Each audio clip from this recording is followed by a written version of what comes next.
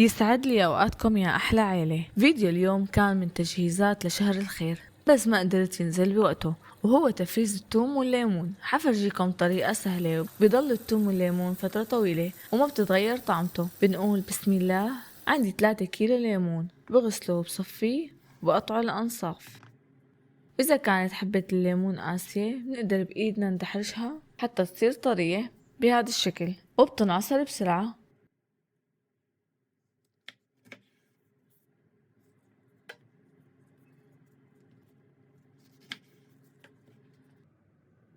بعد ما قسمت كامل الكمية استخدمت المعصرة الكهربائية، وإذا مو موجودة استخدموا عصارة اليدوية، بس بتاخد وقت أكتر بعصر الليمون.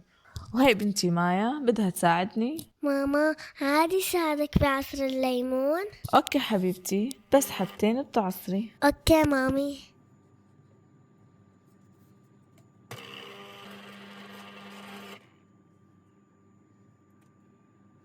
بعد ما انتهيت من عصر الليمون بصفيه من التفل وبنقله وعاء غميق، وبضيف له ملح حتى يحافظ على طعمته ويضل وقت أكتر ما يخرب.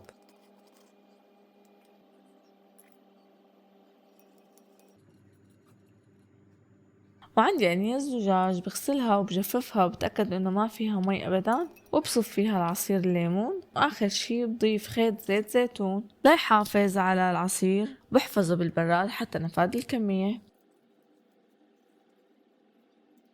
ننتقل لتفريز الثوم. جبت ثوم ونقعته بمي حتى يتقشر معي بسرعة. بعدها بغسله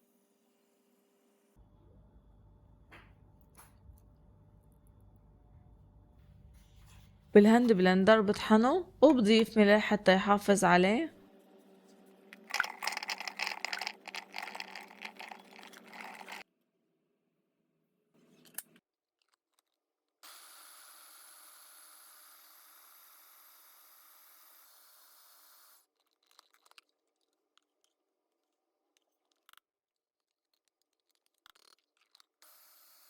وبتأكد إن القوام صار ناعم بهذا الشكل. بمطرب عن زجاج غسلته ومجففته بنزل الثوم وبغطيه وبدخله الفريزر، وبأي وقت بدنا منلاقيه موجود. وفيكم كمان تفرزوا الثوم بدون هرس.